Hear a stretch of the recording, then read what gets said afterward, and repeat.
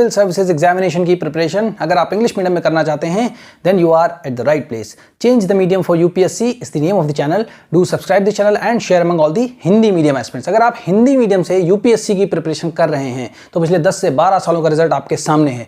Medium change करने से आपके डेफिनेटली चीजें फेवर में जाएंगी और आपके सिलेक्शन के चांसेस और ज्यादा बढ़ सकते हैं, राइट। तो अगर आपको मीडियम चेंज करने से रिलेटेड किसी भी तरीके की कोई प्रॉब्लम है तो this is the WhatsApp number 7080507433 is the WhatsApp number. आपको किसी भी तरीके की कोई प्रॉब्लम है, डाउट है तो आप इस पर्टिकुलर नंबर पे कांटेक्ट कर सकते हैं, ऑलराइट। तो मीडियम को चेंज कैसे करना है, बेसिकली हमें सबको पता है कि सीसैट भी आता है, ठीक है ना। सीसैट को कैसे करना है, वहां पे हमारे बहुत सारे आरसीज आते हैं, रीडिंग कॉम्प्रिहेंशन आते हैं, ऐसे ऐसे करके तुमको कैसे कैसे कैसे हमें सॉल्व करना है, राइट। तो ये हमारी 6th क्लास की एनसीईआरटी। देखिए कहीं ना कहीं से तो हमें स्टार्ट करना पड़ेगा अपनी मीडियम को चेंज करने के लिए, राइट। अभी तक यूट्यूब पर ऐसा कोई चैनल नहीं है जो कि यूपीएससी एस्पिरेंट के लिए हिंदी मीडियम जो एस्पिरेंट है उनको स्ट्रेंथन करने के लिए, मजबूत करने के लिए, जिससे हिंदी मीडियम का जो रिजल्ट है उसको ज्यादा बढ़ाया जा सके, क्योंकि मीडियम को चेंज करने में हेल्प कर सके। ऐसा कोई यूट्यूब चैनल नहीं, कोई कोचिंग नहीं है। So I am helping to all the Hindi medium aspirant. तो इस चैनल को आप शेयर करिए, ठीक है ना।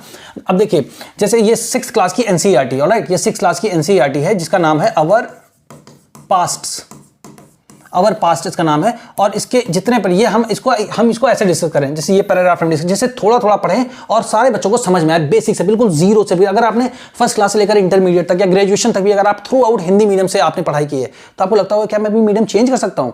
Definitely you can change, 100% guaranteed you can change your medium from Hindi to English and you can enhance your chances of getting into the civil services examination meaningful। कई गुना आप अपने चांसेस को इंक्रीज कर सकते हैं यूपीएससी में selection में। Practical बनिए, इमोशन के साथ मत चलिए, अपनी लाइफ को खुद सोचिए, खुद समझिए कि आप बैठ के क्या कर रहे हैं, ठीक है ना। आप देखिए 1000 में से अगर 2-3 लोगों का सिलेक्शन होता है तो वो तो एक्सेप्शन है ना, अपवाद है, वो तो अपवाद है। वो कोई ऐसा जनरल ट्रेंड तो नहीं है ना कि अगर 1000 सीटें हैं उसमें से 200-300 लोग का हिंदी मीडियम में सिलेक्शन हो तब तो चलो मानते हैं हाँ हिंदी मीडियम से ये कोई प्रॉब्लम ही नहीं है यार, ठीक है। कुछ लोग नहीं पढ़ पाते होंगे या कोई प्रॉब्लम होगी छोटी मोटी, इसके लिए मीडियम चेंज करें। बट अगर 1000 में से 2 लोग, 3 लोग, 4 लोग, 5 लोग, 10 लोग भी अगर सेलेक्ट होते हैं तो आपको सोचना चाहिए सीरियसली कि अपना टाइम, मनी, पैसा, ठीक है ना, एनर्जी आप कहां लगा रहे हो। 2.5 लाख 3 लाख रुपए अगर आप फीस देकर पढ़ रहे हो और ultimately the result is zero, right. तो आप सेंसिबल हो, आप क्या कर रहे हो, आप अपने मम्मी पापा से डिस्कस करिए, फ्रेंड से डिस्कस करिए कि क्या ये सही डिसीजन होगा। कोई चैनल नहीं है, this is the only channel that is helping out to Hindi medium aspirant. So लग जाओ मेहनत करने में, बिना मेहनत के कुछ नहीं होगा। राजा बनना है, पिस्टल। और अगर आप सोचते हो कि मिर्जापुर जैसी सीरीज से अगर कोई आपको इंस्पिरेशन लेके बताएगा कि आपको राजा बनना है, कट्टा एंड ऑल दैट, अब हाँ मैं श्रीमान अवध ओझा सर की बात कर रहा हूं, बट मुझे लगता है कि आप हाँ कि उनका पॉइंट ऑफ व्यू हो सकता है, अपना उनका पॉइंट ऑफ व्यू हो सकता है, ठीक है। बट मेरा ये पॉइंट ऑफ व्यू है कि यूपीएससी जैसे एग्जामिनेशन में आपको बहुत ही सिंसियर होना पड़ेगा, बहुत ही डिसिप्लिन होना पड़ेगा, तभी आप इतनी लंबी प्रिपरेशन को कर सकते हैं। आप खुद से ही कोई चीज सोचिए कि अच्छा मैं ये काम करूंगा, 1 2 3 आपने बनाई अपनी टू डू लिस्ट। क्या आप रोज उन सारे कामों को जो आप रोज सोचते हो कि मैं ये करूं, क्या आप कर पाते हो? तो सोचो आप रेगुलर 1 साल तक या 1.5 ईयर्स तक आप क्या इतनी मेहनत कर पाओगे?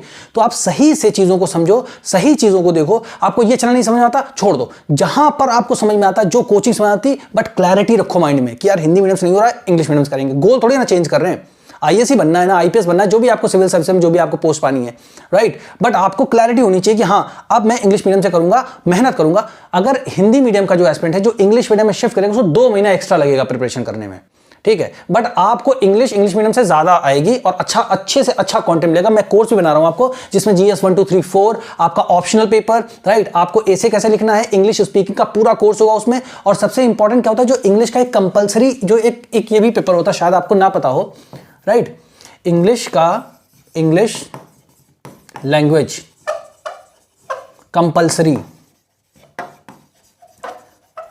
पेपर होता है, एक 300 मार्क्स का होता है। 25 इसमें आपको परसेंटेज मार्क्स लाने होते हैं क्वालिफाई करने के लिए। और अगर आप इसको क्वालिफाई नहीं करते हो, आपके बाकी के जीएस के पेपर, आपके ऑप्शनल, आपका ऐसे कुछ भी चेक नहीं होगा and you will be considered as that you have failed in the mains. आपको मेंस में फेल कर दिया जाएगा, दिस इज द रूल। तो आप इंग्लिश की इंपॉर्टेंस समझो ना, आप कंट्री देखो कहां जा रहा है, वर्ड कहां जा रहा है। अगर आपको न्यूज़पेपर पढ़ने के लिए क्यों कहा जाता है, जो लोग कहते हैं नहीं बिल्कुल न्यूज़पेपर मत पढ़ो, वेस्ट ऑफ टाइम। भाई वेस्ट ऑफ टाइम नहीं, ऐसे सारे लोग बेवकूफ नहीं जितने लोग का सिलेक्शन होता है। ऐसा नहीं कि कोई बिल्कुल न्यूज़पेपर ही नहीं पढ़ता, पढ़ते हैं, ठीक है। अगर आप सबकी सुनोगे तो आप नहीं कर पाओगे। आप खुद से टेस्ट करके देखो ना, अगर आप 1 हफ्ते किसी चीज को मेहनत करो तो आपको खुद से रिजल्ट मिलेगा कि हाँ करना चाहिए या नहीं करना चाहिए। तो इसलिए यूपीएससी की प्रिपरेशन आप सबकी मत सुनो, अगर सुनना है सबकी तो फिर आप सबको एनालाइज करो, फिर आप अपनी प्रिपरेशन स्टार्ट करो, राइट। तो चलिए मीडियम कैसे चेंज करते हैं, क्या करना चाहिए मैं सबसे पहले, तो ये सारी चीजों के साथ मैं अपना कोर्स लॉन्च करूंगा। That will be very minimum fees रहेगी जिससे कि सभी बच्चे पढ़ाई कर सकें, जो अपने 2.5 लाख 3 लाख 4 लाख रुपए वेस्ट ना जाए उनके। ऑलराइट, अब चलिए स्टार्ट करते हैं। सबसे पहले ये 6 क्लास की एनसीईआरटी है। अब जैसे यहाँ पे सबसे पहले किसी ने पढ़ा हिस्टोरियन, इसको क्या पढ़ते हैं हिस्टोरियंस। अब एस लगा हुआ है, मतलब एक से ज्यादा कोई चीज के बारे में बात किया, क्योंकि हर हिंदी मीडियम वाले एस्पिरेंट पढ़ा है एस लगाते हैं तो एक से ज्यादा चीजों की बात की जा रही, जनरली पता होता है ना, हम कोई ग्रामर में नहीं जा रहे। तो हिस्टोरियंस मतलब क्या होता है, इतिहासकार,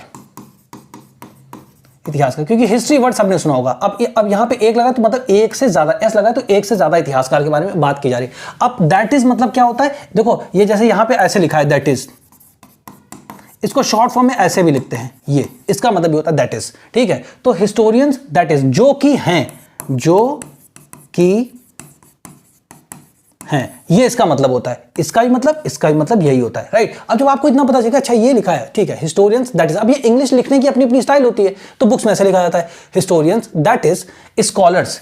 अब स्कॉलर्स मतलब क्या होता है, बेसिकली विद्यार्थी बोल लो, मतलब एक जनरल सेंस में, ठीक है, विद्यार्थी बोल लो, या स्कॉलर मतलब किसी भी चीज के एक्सपर्ट बोल लो, है ना।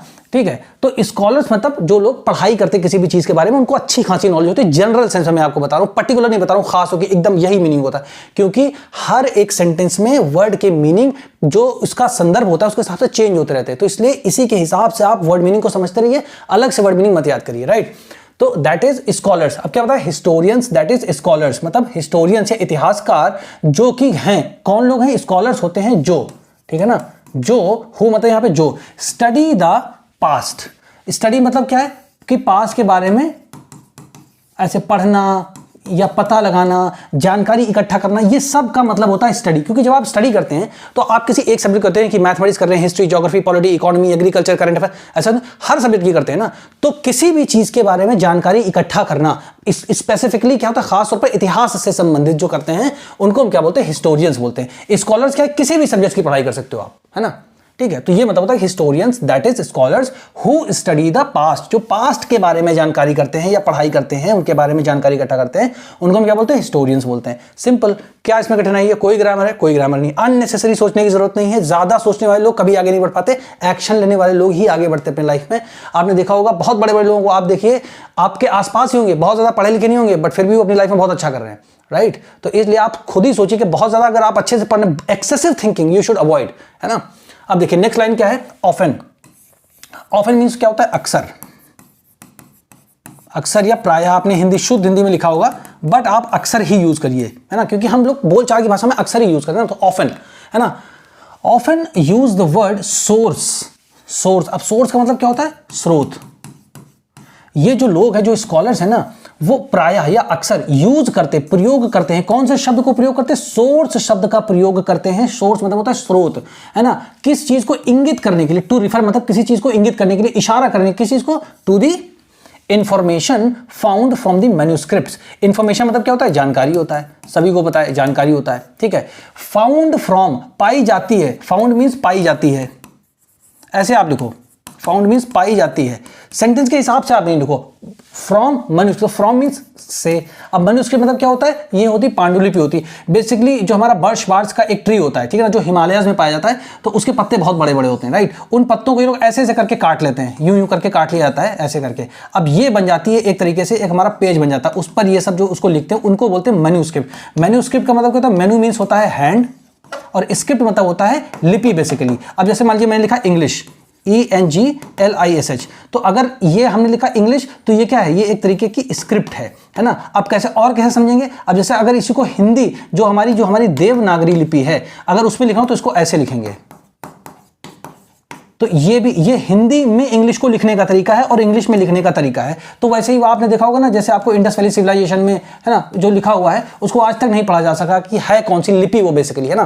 तो ये होता है, तो इसका मतलब मनु मीन्स हैंड और स्क्रिप्ट मीन्स लिखावट बेसिकली। तो हाथों के द्वारा लिखी हुई लिखावट जो बेसिकली है उसको हम क्या बोलते हैं, मैन्युस्क्रिप्ट। तो ये लोग क्या करते हैं, सोर्स बताते हैं इसको। यही सब तो स्रोत हैं जिनसे जानकारी मिलती है मैन्युस्क्रिप्ट में क्या लिखा है। इंस्क्रिप्शन मतलब क्या होता है, शिलालेख जो आपने पढ़ा हुआ है, जैसे मान लीजिए पत्थर पे या आयरन की प्लेट पे, जैसे मान लीजिए देखिए, ये देखिए यहाँ पे जैसे आयरन की प्लेट है एक, ये देखिए, ठीक है। अब इस पे अगर ये मान लीजिए कहीं पर एक्सकवेशन हो रहा है, हिस्टोरियंस इसके बारे में अगर मान लीजिए पता लगा रहे हैं, राइट, तो हमें पता चलेगा अच्छा इसमें ये सब क्या लिखा हुआ है। तो ये बेसिकली कोई ना कोई लिपि ही तो है जो ऐसे ऐसे करके लिखी हुई है, इसी को हम बोलते हैं स्क्रिप्ट, है ना।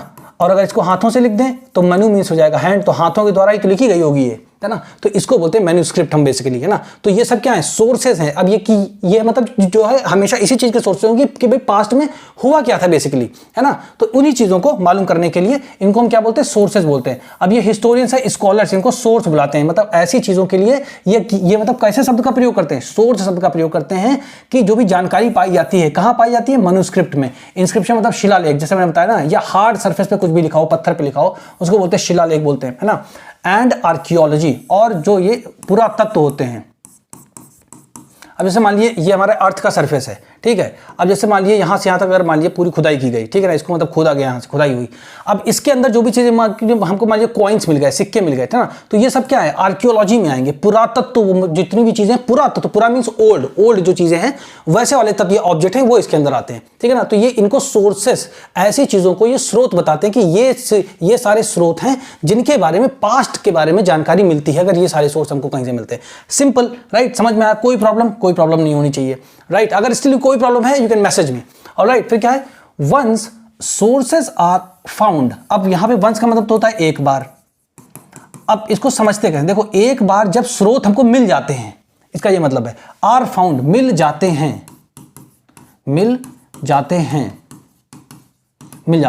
वंस मतलब एक बार जब सोर्सेज में, जैसे मान लीजिए खुदाई हुई, अब सोर्सेज हमको मिल गए। जैसे मान लीजिए ये हमारा अर्थ का सरफेस है, ठीक है, और यहां से यहां तक हमने खुदाई करी। अब इसमें हमको कॉइन्स मिल गए, ठीक है ना, और कुछ मान लीजिए हमको ऑर्नामेंट्स मतलब आभूषण मिल गए, है ना। अब ये सब हमको मिल गया। अब एक बार जब खुदाई हो गई, अब ये चीजों को हमने बाहर निकाल लिया। अब इनका क्या करेंगे, वंस सोर्सेज आर फाउंड, ठीक है ना, learning about the past becomes an adventure. Adventure मतलब क्या होता है, कुछ ऐसी सेंसेशन, मतलब कुछ मजा आ जाता है चीजों को करने में, कि अरे यार ये चीज करेंगे, अभी ये पता चलेगा। फिर ऐसी ऐसी जानकारियां सामने आती हैं जो हमने कभी सुनी नहीं होती, कभी सोची, उसको बोलते हैं कि एडवेंचर बन जाता है, मतलब एक तरीके से मजा आ जाता है काम में। तो क्या होता है, learning about the past, past के बारे में सीखना, ऐसा बोलते हैं इसको। पास्ट के बारे में सीखना बहुत मतलब बहुत ही अच्छा, मतलब बहुत सेंसेशनल बन जाता है, मजा आता है, ठीक है ना। ये इसका एक्चुअल में सेंस है, आपको ऐसे समझना है ना। एक बार जब सोर्सेज मिल जाते हैं कि हाँ, जैसे मान लो कुछ हमको मैन्युस्क्रिप्ट मिल गई, या कुछ इंस्क्रिप्शंस मिल गए, या आर्कियोलॉजी से संबंधित कोई भी चीजें, अगर हमको मान लो यहाँ पे स्टोन्स मिल गए, या हमको मान लीजिए स्कल्पचर्स मिल गए, या कुछ पॉट्स मिल गए, कुछ पैन्स मिल गए, कुछ पेंटिंग्स मिल गई, कुछ कॉइन्स मिल गए, है ना, ये सारी चीजें अगर हमको मिल गई तो फिर मजा आ जाता है पास्ट के बारे में जानने के लिए, है ना। तो बिकम्स मीन्स बन जाता है। तो पास्ट के बारे में जानकारी इकट्ठा करना, सीखना बहुत ही एडवेंचरस बन जाता है as we reconstruct it bit by bit। तो इसका बिट बाय बिट का मतलब क्या होता है, थोड़ा थोड़ा। अब जैसे मान लो कोई यहाँ पे कॉइन मिला, अब उसमें कोई ऐसे करके यहाँ पे कुछ ऐसा राजा की ऐसे वो बनी हुई थी मूर्ति, या मतलब कुछ भी छाप बनी हुई थी। तो अब इसको बिट बाय बिट, तो पहले मान लीजिए इसके बारे में पता चला, अच्छा ये राजा है, फिर बाद में कुछ दिन बाद और स्टडी की, अच्छा ये रानी है, फिर यहाँ पे कुछ लिखा हुआ था, अच्छा ये लिखा। अब इसको पीछे कनेक्ट करते हैं, रिकंस्ट्रक्ट करना। तो रिकंस्ट्रक्ट मतलब क्या, देखो, एक तो होता है कंस्ट्रक्ट करने से, आप बोलते हैं मैं अपना घर कंस्ट्रक्ट करवा रहा हूँ, कंस्ट्रक्ट मतलब क्या, निर्माण कर रहा हूँ, बनवा रहा हूँ, है ना। अब रिकंस्ट्रक्ट तो आपके घर को मान लो गिरा दिया जाए और फिर से आप उसको रिकंस्ट्रक्ट करो, तो बेसिकली सर एक बार तो बन चुके हैं, अब ये फिर से मिले हैं, तो इनको ये यहाँ से कनेक्ट करना। अच्छा ये कौन से राजा हैं, ये किस मतलब शताब्दी में मिले थे, यहाँ पे क्या लिखा हुआ है, कौन सी लैंग्वेज में लिखा हुआ है, कौन सी स्क्रिप्ट है, क्या मतलब है, इसके पीछे क्या छिपा हुआ है, किस पर्पस के लिए ये मतलब कॉइन यूज होता था। तो bit by bit, step by step, एक एक करके जब हम पता करते हैं, रिकंस्ट्रक्ट करते हैं। एज वी, जैसे कि हम रिकंस्ट्रक्ट करते हैं इसको, पास्ट के बारे में छोटी छोटी चीजों को, जैसे मैंने आपको यहां पे समझाया। तो ऐसी तरीके जब करते हैं तो एडवेंचरस बन जाता है, बहुत ही मजेदार हो जाती चीजें। अच्छा ये था, वो वहां यहां पर मिला, इसका मतलब वहां पर उनका शासन था उस एरिया में। तो जैसे मान लीजिए ये आपका इंडिया का मैप है रफली, है ना, ये आपका मैप है। मान लीजिए यहाँ पर उत्तर प्रदेश के एरिया में, ये मान लीजिए इधर आंध्र प्रदेश के एरिया में, तो यहाँ पर कोई चीज़ मान लीजिए पहले मिल चुकी है, वही कॉइन यहाँ पे मिला, तो हम बोलेंगे अच्छा यहाँ पर भी तो इनका शासन होगा, इसका मतलब ये लोग यहाँ पर भी गए, तो और ज़्यादा एडवेंचरस हो जाती हैं चीज़ें, ठीक है। बस इससे ज़्यादा आपको समझने की कोई ज़रूरत नहीं है। तो अगर आप ऐसी चीज़ों को समझेंगे तो डेफिनेटली आपको एक अंदर से एडवेंचरस भी फील होगा, एक्साइटिंग भी फील होगा, राइट। फिर क्या है, सो मतलब इसलिए हिस्टोरियंस मतलब इतिहासकार, सो हिस्टोरियंस एंड आर्कियोलॉजिस्ट। अब हिस्टोरियंस क्या होते हैं, सोर्सेस के बारे में पता करते हैं ना, सोर्सेस के बारे में पता करते हैं। फिर उनकी खुदाई वगैरह कौन करते हैं, उनके बारे में जानकारी कौन को, जैसे मान लो इन्होंने खुदाई करी, तो खुदाई का काम आर्कियोलॉजिस्ट करेंगे, उसके बारे में फिर ये पता लगाएंगे। सोर्सेज को ये बताएंगे कि कौन कौन सोर्सेज, मैन्युस्क्रिप्ट है, इंस्क्रिप्शंस है, या आर्कियोलॉजी, ठीक है। तो सो इसलिए historians and archaeologists are like detectives. तो डिटेक्टिव्स मतलब क्या होता है, जासूस। आर लाइक मतलब जो है जासूस की तरीके से हैं, जासूस के जैसे हैं, ऐसे आप समझिए। कि जासूस के जैसे हैं। तो हिस्टोरियंस एंड आर्कियोलॉजिस्ट, मतलब आर्कियो जो खुदाई लोग करते हैं, और इतिहासकार जो लोग होते हैं, जो अपना मतलब जो है अपना वो देते हैं, मत देते हैं, है ना, अपनी ओपिनियन बताते हैं, जानकारी बताते हैं उसके बारे में। तो historians and archaeologists are like means के जैसे हैं, किसके जैसे हैं, डिटेक्टिव मींस जासूस के जैसे हैं, who use all these sources. अब ऑल दीज सोर्सेस क्या है, यही मैन्युस्क्रिप्ट, इंस्क्रिप्शंस, है ना, आर्कियोलॉजी से रिलेटेड जितनी भी चीजें, कॉइन्स हो गया, पेंटिंग्स हो गया, पॉट्स हो गया, पैन्स हो गया, है ना, जो भी चीजें मिलती हैं तो उनको बोलते हैं ये सारे आर्कियोलॉजी। तो ये लोग क्या करते हैं, who use all these sources, ये सारे सोर्सेस को, जो हु मींस जो यूज करते हैं, प्रयोग करते हैं, ऑल दीज सोर्सेस, सारे ये जो सोर्सेस बताए मैंने, लाइक क्लूज, मतलब क्लूज का मतलब हिंट बेसिकली, कि अच्छा ये सिक्का मिला है, इसमें ये चीजें बनी हैं, तो ये हमने मतलब जो है 10 साल पहले एक फाइंडिंग हुई थी, खोज हुई थी, तो उसमें भी ये सिक्के में ऐसे डिजाइन बनी थी, तो क्लूज की तरह इसको यूज करते हैं ना, like clues to find out about our past. To find out means पता लगाते हैं, अबाउट मींस के बारे में, आवर पास्ट मींस हमारे अतीत के बारे में पता लगाते हैं, राइट। तो ऐसे करके जब आप ऐसे सिंपल चीजों को जब आप समझते जाओगे, अब आपका काम क्या है, कैसे मीडियम और अच्छी तरीके से अपने मीडियम को आप कैसे चेंज कर सकते हैं।